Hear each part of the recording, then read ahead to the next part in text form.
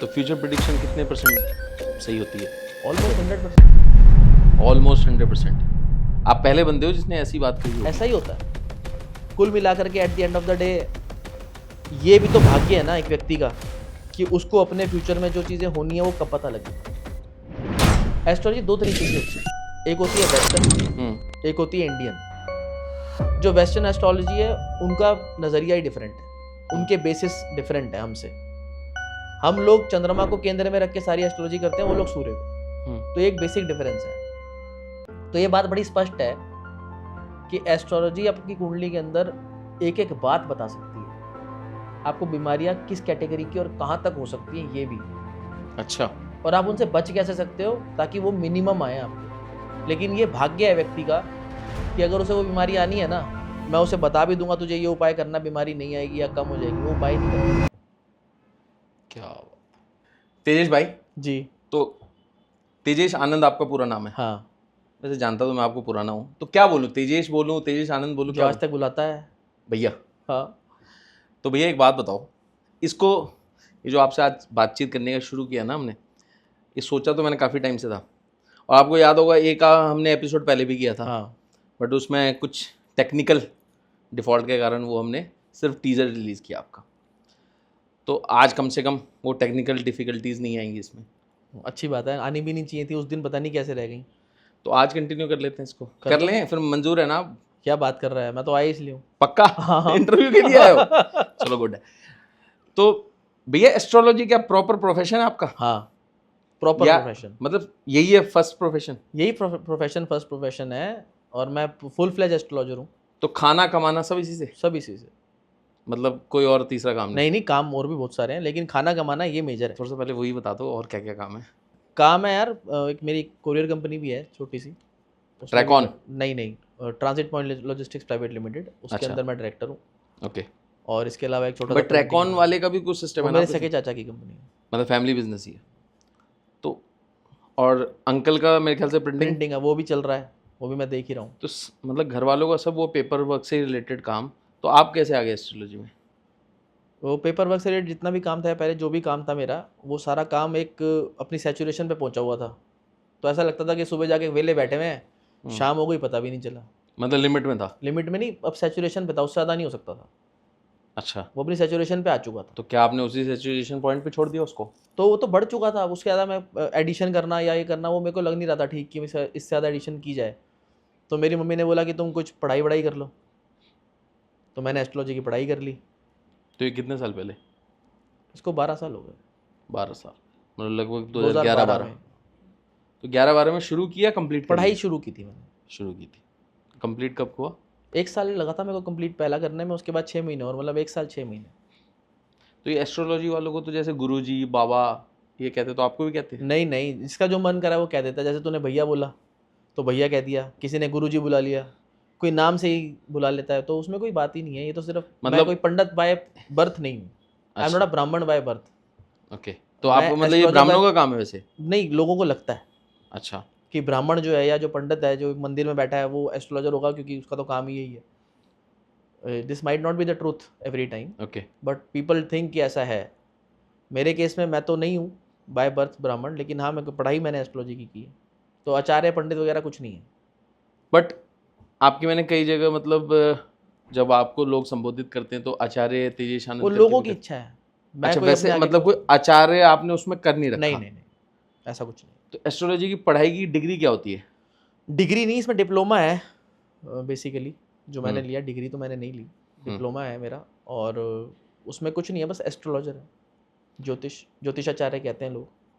कई एस्ट्रोलॉजर्स या फिर न्यूमरोलॉजिस्ट या फिर टैरो कार्ड, आचार्य मतलब लगाते इससे हैं, रिलेटेड जो भी लोग हैं, कई लोग ऐसा नहीं है कि वो डिग्री भी या डिप्लोमा भी करते हैं। नहीं, लोग ज़्यादातर करते ही हैं, लेकिन लोग इससे ज़्यादा पढ़ाई करके डिप्लोमा से आगे डिग्रीज भी लेते हैं, उसमें पीएचडी भी करते हैं। और कई लोग ऐसे भी तो होते हैं, जैसे जो आपने कहा कि ब्राह्मण पंडित, जैसे हम खुद भी कुछ भी नहीं ब्राह्मण हैं करते, लेकिन क्योंकि उनके पिताजी, उनके परिवार में पीछे से लीनिएज होती है, अच्छा। वो पढ़ाते हैं उनको और वो एज इट इज़ उसको आगे ले जाते हैं ज्ञान को।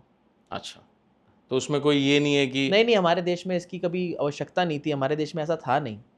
ये तो ऑफ लेट किसी को भी खुल गया कि सबके लिए रास्ते खुल गए, तो पढ़ाई के रास्ते खुल गए तो लोगों ने ज्ञान लेना शुरू कर दिया इसका।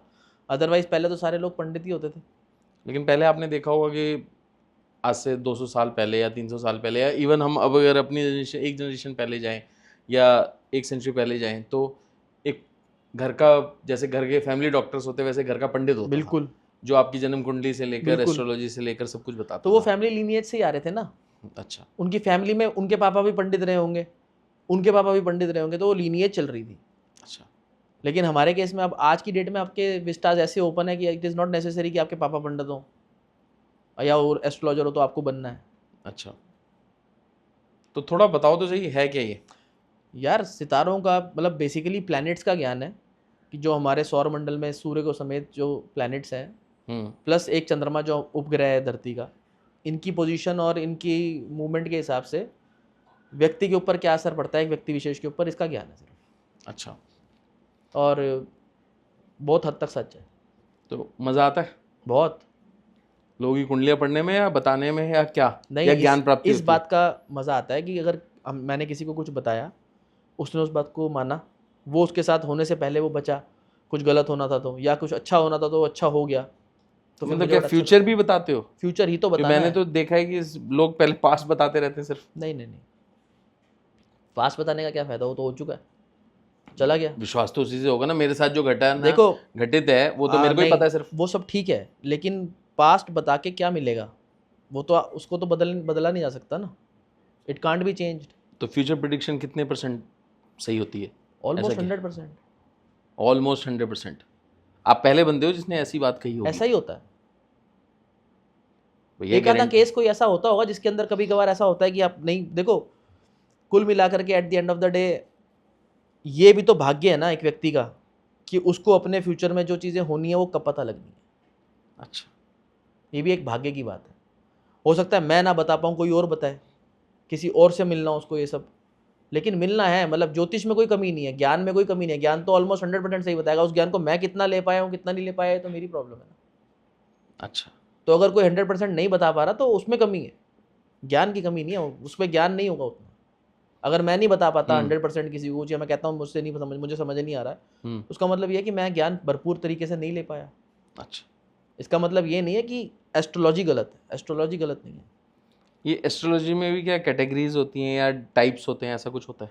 नहीं, एस्ट्रोलॉजी एक ही है जो बेसिकली जन्म कुंडली का ज्ञान है। अच्छा, अब बाकी सब ब्रांचेज हैं इसकी, मेन तो यही है वृक्ष। जैसे ब्रांचेस क्या? न्यूमरोलॉजी इसकी ये इसकी ब्रांच है, branch है। गणित, हाँ अंक गणित कहते हैं उसको। और एक रमल होता है। ये क्या होता है? ऐसा माना जाता है कि शिव जी ने पार्वती को सबसे पहले जब ज्योतिष विद्या सिखाई थी तो वो रमल था। उसमें 2 पासे होते हैं, उन पासों को फेंक के उनसे जो पासों में जो निकलता है उस पासों की कैलकुलेशन करने के बाद आपको बताया वो जाता है। शुकनी वाले पास तो नहीं ना? नहीं, शबनी वाले? वो अलग चीज़ है, बट वो ये अलग रमल चीज़। अलग चीज़ है। अच्छा, और भी ब्रांचेस हैं इसकी? बहुत सारी हैं, मैंने आपको बताया। जैसे वास्तु भी एक एस्ट्रोलॉजी का ही पार्ट है। वास्तु तो, लेकिन वो तो प्रॉपर्टी घर को नहीं, वो रिलेटेड है एस्ट्रोलॉजी का ही पार्ट। अच्छा, क्योंकि रीज़न बीइंग कि उसमें भी जो वास्तु पुरुष है उसकी जन्म पत्री बनाई जाती है, जन्म कुंडली बनाई जाती है।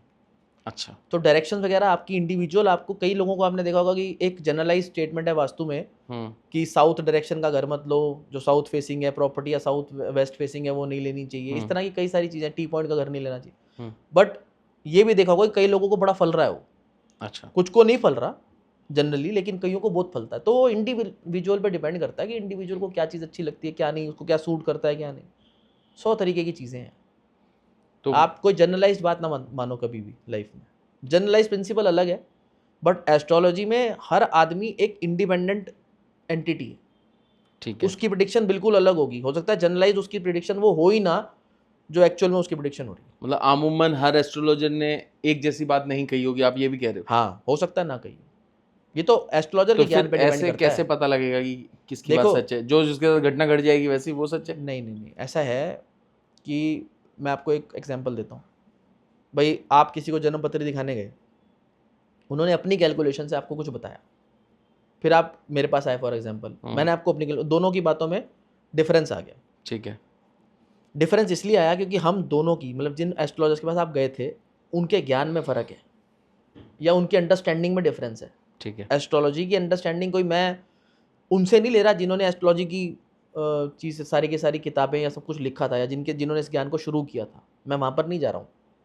मैं तो जिनके पास ये ज्ञान है उनसे ले रहा हूँ, वो भी पीछे से आ रहा है या उन्होंने भी कहीं से पढ़ा है। तो बेसिकली मेरी अंडरस्टैंडिंग में और सामने वाली अंडरस्टैंडिंग में डिफरेंस हो सकता है।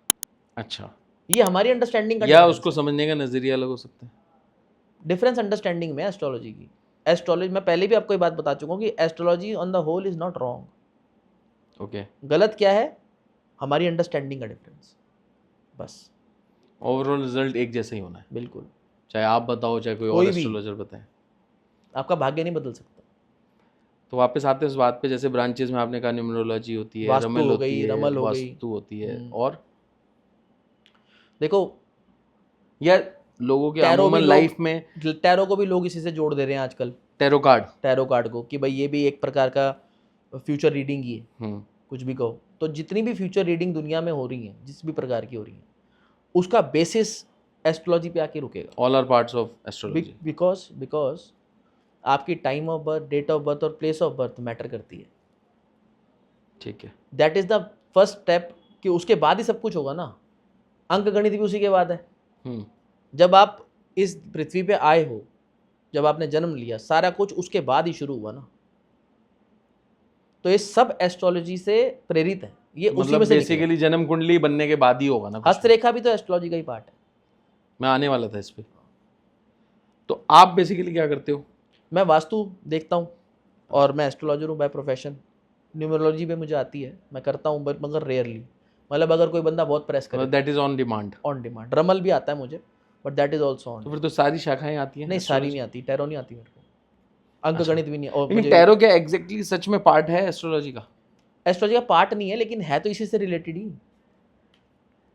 एस्ट्रोलॉजी दो तरीके की होती है, एक होती है वेस्टर्न, एक होती है इंडियन। जो वेस्टर्न एस्ट्रोलॉजी है, उनका नज़रिया ही डिफरेंट है, उनके बेसिस डिफरेंट है हमसे। हम लोग चंद्रमा को केंद्र में रख के सारी एस्ट्रोलॉजी करते हैं, वो लोग सूर्य को। तो एक बेसिक डिफरेंस है। तो भैया क्लाइंट किस टाइप के होते हैं आपके पास? हर तरीके का क्लाइंट आता है, हर तरीके का आदमी परेशान है दुनिया में भाई। जैसे कि किसी की शादी नहीं हो रही तो परेशान है, किसी की हो गई तो परेशान है।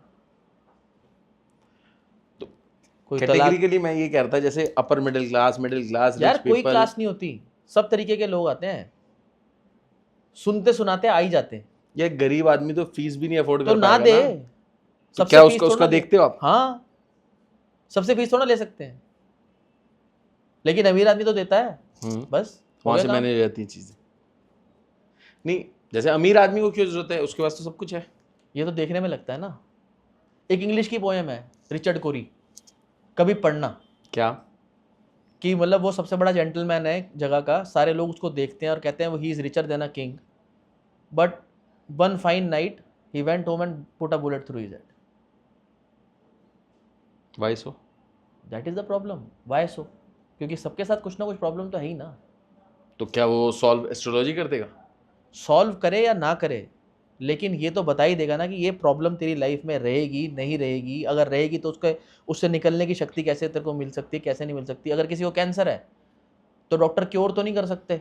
कई कैंसर ऐसे होते हैं जिनका कोई क्योर नहीं है। मतलब आप ये कह रहे हो कि आप एस्ट्रोलॉजी प्रॉब्लम डिटेक्ट कर देती है? प्रॉब्लम डिटेक्ट करके बता देती है इस प्रॉब्लम के अंदर अगर दर्द बहुत है या दिक्कत या तकलीफ बहुत है तो उसे कम कैसे कर सकते हैं। बस प्रॉब्लम भैया झेलनी एक पड़ेगी बात आपको। बताओ, हाँ। तो इतना बड़ा अभी वो कोविड आया था, तो क्या एस्ट्रोलॉजी ने डिटेक्ट नहीं किया? यार एस्ट्रोलॉजर एक व्यक्ति विशेष की जन्म पत्री देख रहा है, वो ये कैसे डिटेक्ट कर देगा कि कोविड आ जाएगा भाई, या तू मर जाएगा कोविड में। वो ये तो बताएगा तू मरेगा। बट आप एक बात बताओ लेकिन ना, कोविड से मरेगा या कैंसर से वो नहीं बता रहा है। वो कह रहा है तेरी मृत्यु निश्चित है इस टाइम पे, तो मृत्यु निश्चित है उस टाइम पे। उसका कारण कुछ भी हो सकता है। तो लेकिन आप लोगों ने क्या कोविड वगैरह डिटेक्ट वगैरह नहीं, पता मैं नहीं लगा? पर्सनली सिर्फ लोगों के साथ मैंने बातचीत किया आज तक। कभी भी मैंने इतने व्यापक स्वरूप में कभी भी नहीं देखा ज्योतिष को। मैं इंडिविजुअल लोगों की जन्म पत्री देखता हूँ। मैंने पूरे के पूरे दुनिया में क्या होने वाला क्या नहीं होने वाला उस पर कभी ध्यान ही नहीं दिया। बट थोड़ी बहुत जो आपके बारे में मुझे पता है और जो रिसर्च से सामने आया, बड़े बड़े क्लाइंट्स हैं आपके, पॉलिटिशियंस भी हैं, एक्स आर्मी मैन भी हैं। They are individuals, they don't talk to me about what is going to happen in the world after some time और इन अ सर्टेन ईयर। वो अपने लिए पूछते हैं, तो मैं इंडिपेंडेंटली उनको बताता हूँ। दुनिया में क्या होने वाला क्या नहीं उससे मुझे कोई नहीं है। और फीस एक बराबर है सबकी? नहीं, मैं तो किसी से फीस ही नहीं मांगता। तो जिसका अपने आप जो ही दे मन जाते करता अपने आप ही दे जाता है। सूट किया तो दे गए। दे गए। ऐसा तो लेकिन नहीं होता होगा ना कि सूट ना करे, नहीं, फीस सब दे के जाते हैं ज़्यादातर लोग, लेकिन अपनी अपनी मर्जी से। तो एक पैमाना बना रखा है फीस का? कोई पैमाना नहीं है। जैसे डॉक्टर की फीस होती है 1,000 रुपये, 2,000 रुपये, मतलब डिपेंड्स ऑन ये हॉस्पिटल, डॉक्टर की डिपेंड्स मर्जी ऑन है, अब नर्सिंग डॉक्टर ले होम। रहा है कितने पैसे कितने नहीं। लेकिन आपने कभी देखा होगा कि डॉक्टर ऐसे भी हैं जो 100 रुपये फीस लेते हैं, लेकिन उनका बड़ा अच्छा काम है, बहुत लोग होते हैं उनके पास, ये नहीं गरीब अमीर भी आते हैं इलाज कराने। और डॉक्टर ऐसे भी हैं जो 5,000 फीस ले रहे हैं, लेकिन गरीब को भी जाना ही पड़ रहा है, उसके पास कोई तरीका ही नहीं है। तो ये तो एक प्रकृति का नियम है भाई, कि जिसके पास तकलीफ दूर होनी है ना, आपने वहाँ जाना है, माध्यम कुछ भी हो सकता बस सीधी सी बात है। है। क्लाइंटेल लिस्ट कितनी बड़ी है आपकी? मैंने कभी गिनी नहीं, बहुत तब है। भी एक अंदाज़ा? अब 10 साल हो गए मेरे को इस प्रोफेशन में, काफ़ी है लोग। 10 साल हो गए, काफ़ी लोग हो गए होंगे। 1,000, 2,000, 3,000, यार 1000 तो 5,000? कुछ भी नहीं होते। अच्छा। अगर मैं एक दिन में 3 जन्म पत्री भी देखूं एवरेज, कि चलो मैंने 3 देखी, मैं मिनिमम साइड पे चलता हूँ, तो महीने में क्योंकि से मैं 90 हो गए। मतलब पूरे दिन में मेरे ख्याल 2 से 3 घंटे, 3 घंटे ज़्यादा देता नहीं हूँ एस्ट्रोलॉजी को, 3-4 घंटे देखता हूँ सिर्फ जन्म पत्री। तो अगर मैंने 3 भी देखी तो 1000 तो मैंने एक साल में ख़त्म कर दिए ऑन एन एवरेज। तो 10,000 क्लाइंट हो गए 10 साल में, इससे ज़्यादा ही होंगे, कम नहीं होंगे इससे। और रिपीट? सारे ऑलमोस्ट रिपीट हैं। ऑलमोस्ट। तो आप क्या पत्थर पुत्थर भी पहनवाते हो? बता देता हूँ कि ये पहन सकते हो। और उसका कितना असर रहता है? यार मैंने तो हमेशा असर देखा है, खुद भी पहने हुए। अच्छा। असर है, हर चीज़ का असर है, ये मानने पे आपके। अगर आपको नहीं माना तो कपड़े क्यों पहनते हो? कुछ तो कारण है ना, नहीं तो उतार के घूमो। नहीं, कपड़ों में क्या रंगों वाला फर्क है? हर चीज़ का। कभी आपने खुद भी नोटिस किया होगा कि आप कभी कोई काम करने जाते हो, एक स्पेसिफिक कलर पहनते हो, आपको वहम हो जाता है। कोई लोग कहते हैं हमें वहम है यार, हम यही काम कलर पहन के जाएंगे ना हमारा काम नहीं होगा, हमें वहम है। किस बात का? क्योंकि पहले ऐसा हुआ होगा कभी। अच्छा। कि वो कपड़ा पहन के गए उस रंग का पर्टिकुलर और काम नहीं हुआ, उन्होंने दोबारा कोशिश करी, नहीं हुआ, तो उनको वहम हो गया। वहम कोई पैदाइशी थोड़ा ना होता है, एक्सपीरियंस से आता है। तो वहम सिर्फ इस बात का है। तो ये वहम ऐसे है कि अगर वही कपड़ा वो पहन रहे हैं और नहीं काम हो रहा, इसका मतलब वो कलर सूट नहीं कर रहा। तो क्या दिनों के हिसाब से भी कलर क्या डिसाइडेड है, या कुंडली के हिसाब से डिसाइडेड? देखो कुंडली के हिसाब से डिसाइड होना चाहिए आइडियली। दिनों का या वारों का जो सिस्टम बनाया हुआ है वो हमने एक्चुअली में इसलिए बनाया हुआ है कि भाई एक चीज़, एक सिस्टम में, एक डिसिप्लिन में बांधने के लिए व्यक्ति। लेकिन आदमी डिसिप्लिन में बनता नहीं आसानी से। आप ये भी कह रहे हो कि मतलब कुंडली के हिसाब से, दिनों के हिसाब से में डिफर भी हो सकता है? हाँ बिल्कुल हो सकता है। नहीं, जैसे ज़्यादातर लोग ब्लैक जो है वो शनिवार को पहन लेते वो हैं, इसलिए पहनते हैं क्योंकि Red हमने Tuesday फॉर द को। Sake of providing discipline against everything, हमने एक डिसिप्लिन बनाने के लिए एक सिस्टम बनाया। उस सिस्टम के अंदर हम सब चल रहे हैं अब। तो हमने कहा कि ठीक है काला पहना तो शनिवार को पहनो, ताकि आदमी कम से कम डाले। अगर किसी को सूट नहीं कर रहा तो एक ही दिन पहन ले, चल भाई शनिवार पहन ले, कोई बात नहीं। रीज़न बिंग की सैटरडे संडे छुट्टी है, ज़्यादातर लोगों की शनिवार भी कम ही काम होता है, प्रेशर कम होता है, तो आपका इंटरेक्शन लोगों से कम होगा, या आप काम से रिलेटेड चीज़ों में कम घुसेंगे, तो आपका नुकसान भी कम होगा। ये नहीं है कि शनिवार को काला नुकसान नहीं कर रहा, मंगलवार को कर रहा है, ऐसा नहीं होता। अगर उसने नुकसान कर रहा है तो उसने रोज करना है, चाहे वो शनिवार हो चाहे मंगलवार हो। तो बेसिकली इंसानों को अपनी कुंडली के हिसाब से पहनना चाहिए। एब्सोल्युटली। अच्छा, कई बार ऐसा भी होता है कि बहुत सारी चीज़ें, जैसे जिसको डेली की लैंग्वेज में कहते हैं हार्डी बीमारी, जो है डॉक्टर भी नहीं डिटेक्ट कर पाता, लेकिन एस्ट्रोलॉजी कहती है आपको इतने साल बाद ये होगा या वो होगा, और होता भी है। तो ये क्या मतलब कितने परसेंटेज तक, या फिर ये कैसे? देखो, अगर आपकी नज़र अच्छी है, आपकी नज़र और आपकी ज्ञान ठीक है, और आपके ऊपर वाले का हाथ है। देखो सबसे इंपॉर्टेंट एस्ट्रोलॉजी में ये है कि भगवान की नज़र आप पे सही होनी चाहिए, ब्लेसिंग, और आपकी नीयत में खोट नहीं होना चाहिए कि आप ये सोचो कि भाई मैं इससे कुछ कमा लूंगा एस्ट्रोलॉजी से, या मैं कुछ कर लूंगा, इन द सेंस कि आदमी लेकिन ये फीस भी तो कमाई है ना भैया। लेकिन ये गलत डायरेक्शन में ले जाने की नहीं है ना। मैं अपने फ़ायदे के लिए आपको गलत चीज़ें पहना दूँ या आपके साथ गलत कर दूँ, तो that is something which is wrong. But अगर मैं अपनी नीयत में साफ़ हूँ तो ये बात बड़ी स्पष्ट है कि एस्ट्रोलॉजी आपकी कुंडली के अंदर एक एक बात बता सकती है, आपको बीमारियां किस कैटेगरी की और कहाँ तक हो सकती हैं ये भी, अच्छा, और आप उनसे बच कैसे सकते हो ताकि वो मिनिमम आए आपको, आप ये कह रहे हो कि वो क्यूरेबल है कि नहीं है ये तक? ये भी, और ये कहाँ तक आएंगी, कैसे बचा जा सकता है। लेकिन ये भाग्य है व्यक्ति का कि अगर उसे वो बीमारी आनी है ना, मैं उसे बता भी दूंगा तुझे ये उपाय करना, बीमारी नहीं आएगी या कम हो जाएगी, वो उपाय नहीं कर पाएगा। क्या तेज भैया, ये बताओ कि मांगलिक एक बहुत सारा क्वेश्चन होता है, हर क्लाइंट का होता होगा, हर व्यक्ति का होता है, ये नहीं मांगलिक नहीं क्या है? हर व्यक्ति का नहीं होता। जिसने शादी करनी होती है, जब रिश्ता लोग करने आते हैं तभी मांगलिक के बारे में बात करते हैं। वैसे मांगलिक का कोई असर नहीं होता कोई क्या? पूछता नहीं है। अच्छा। मांगलिक अपने आप में एक बहुत बड़ा, एक पूरा का पूरा फेज है, डिफरेंट है। समझ लो आप, एक पूरा ज्ञान ही अलग है मांगलिक।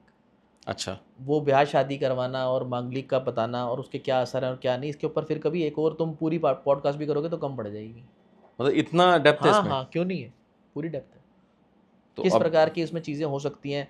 जनरलाइज स्टेटमेंट ये है कि अगर कोई दो व्यक्ति शादी कर रहे हैं जिनमें से एक मांगलिक है एक नहीं, तो ऐसा माना जाता है कि दूसरे वाले की डेथ हो जाएगी।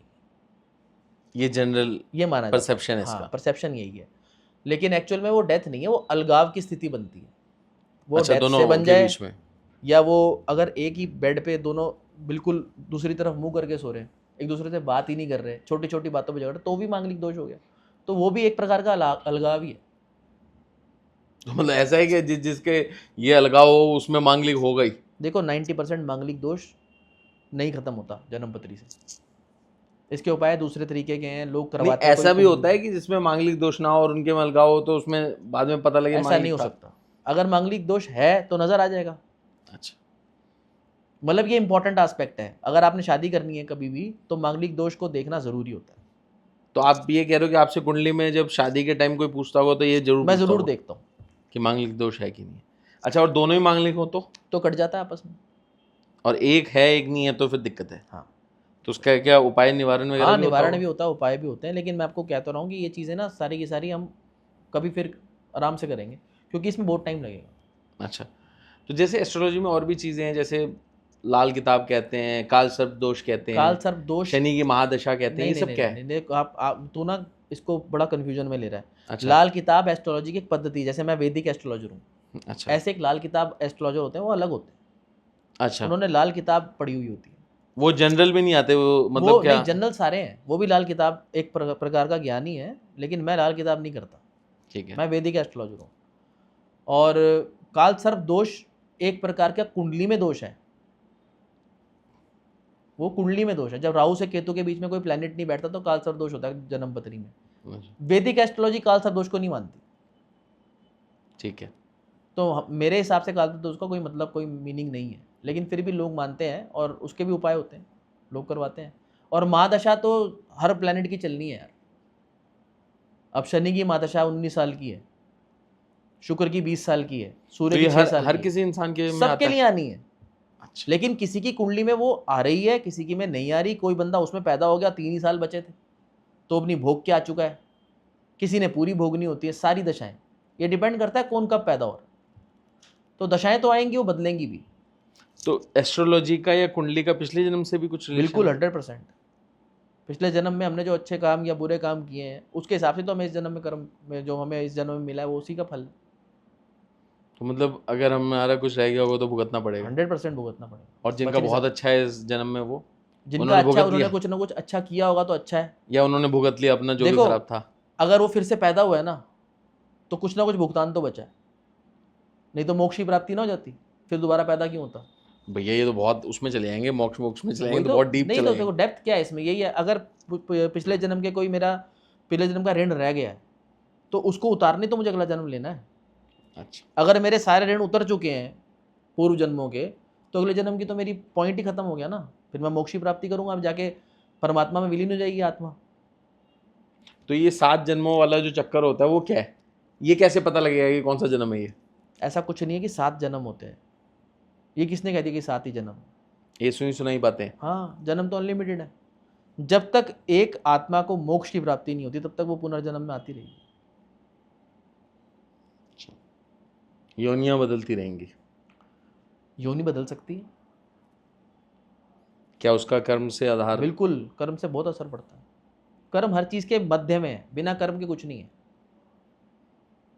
तभी कहते हैं अच्छे कर्म करने चाहिए व्यक्ति को, सोच अच्छी रखनी चाहिए, शांत रहना चाहिए। तो this is the only reason. जब ये सो कॉल्ड जो पंडित होते हैं या मान लो एस्ट्रोलॉजर आचार्य भी हैं, वो कई बार ऐसा नहीं लगता कि बहुत ज़्यादा ही बोलते हैं कि अच्छा अच्छा या बहुत ज़्यादा खराब? तो क्या इससे रिलेटेड भी कुछ होता है ऐसा? नहीं नहीं नहीं, जिसको जो दिख रहा है वो बताएगा। अगर आपकी जन्म पत्री में कुछ अच्छा है तो वो अच्छा ही बोलेगा। लेकिन अगर खराब है तो वो ये कैसे कहते कि अच्छा है। हाँ, शुगर कोट कर सकता है ताकि आपको बहुत बुरा ना लगे, अच्छा, लेकिन ये नहीं हो सकता कि वो ये बता देगा कि नहीं जी अच्छा ही अच्छा और होना, ये नहीं हो सकता। तो आजकल तो ये जो एप्लीकेशंस आ गई हैं, तो इससे तो आप लोगों के काम पे कितना मतलब कोई असर अच्छा नहीं। होता है या अच्छा है, ये उल्टा हेल्पफुल है? हेल्पफुल है। एप्लीकेशंस के आने से जो जन्म पत्री बनाने का जो पूरी खेचल थी एक वो खत्म हो गई। बट आपको मैनुअली एप्लीकेशन से बनानी फिर नहीं। तो मान लो वो तो एक कोई रॉकेट साइंस तो होगा नहीं, वो तो हर कोई पढ़ पाएगा। सिर्फ एप्लीकेशन ही तो पड़ेगा, जन्म पत्री तो बनेगी उसमें, प्रिडिक्शन थोड़ा ना कर सकता है। वो तो जनरलाइज प्रिडिक्शंस होती हैं। एक व्यक्ति विशेष की क्या प्रिडिक्शन है वो तो मुझे देख के ही जन्म पत्री पता लगेगी ना, उसको वो तो ना पढ़ सकता। एप्लीकेशन जन्म पत्री जो पढ़ के- स्क्वायर में बनी हुई रहती हाँ, है वो हाँ, वो उसकी पढ़ना एक ही अलग मेन स्टडी है प्रॉपर। वही मेन है, उसे बनाना टाइम के हाँ, हिसाब से बाकी तो उसका लिटरेचर जो वो जनरलाइज है, जनरलाइज। तो ये हेल्पफुल है हाँ हाँ बिल्कुल है, मतलब आप लोगों के लिए भी। बिल्कुल। जन्म पत्री हाथ के हाथ बन के आ जाती है, मोबाइल पे ऐप है। अगर कोई बंदा इमीडिएटली पूछ ले, समझ लो कोई मुझसे यहाँ से पूछ ले कि भाई जन्म पत्री देख लो, तो मैं 1 मिनट में देख लूँगा खोल के। नहीं तो मुझे 1 हफ्ता लगता, पहले मैं जन्म पत्री बनाता, सारे के सारे पत्रे खोलता, बनाता, सब कुछ करता, लिखता, फिर बताता बुला के। हाँ, जो पहले के टाइम पे टाइम लेते थे लोग। कैलकुलेशंस बिल्कुल ईजी हो चुकी है, तो मतलब ये हेल्पफुल है। 100% हेल्पफुल। तो ये इतने बड़े बड़े जो एप्लीकेशंस वाले हैं, इन्होंने तो काफ़ी आगे तक का उसमें दिखा रखा है सिस्टम। हाँ तो अच्छी बात है ना, क्या बुराई है। भैया एक बात बताओ, लाइव जन्म पत्री भी देखते हो क्या? हाँ हाँ देख लूँगा ना। हाँ, दूँ आपको एक? 2। हाँ, हमारे डायरेक्टर साहब हैं, हाँ जी। ठीक है, उनका नाम प्रीति है। एक बार आपको मैं डिटेल देता हूँ, ये देखो, ये डाल लो और देख लो एक बार।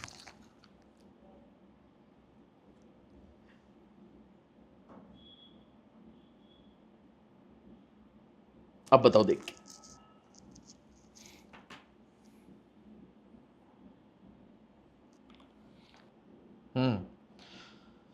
तो प्रीति, इसकी जन्म पत्री में कोई स्पेसिफिक सवाल कि मैं बस बताता चला जाऊँ? आप जनरल चीज़ें 2-4 बता दो। बड़ी डाउन टू अर्थ लड़की है ये, अच्छा, और जो बात बोल दे या जो दिल में ठान ले वो पत्थर की लकीर है, उससे नहीं लेगी कभी भी।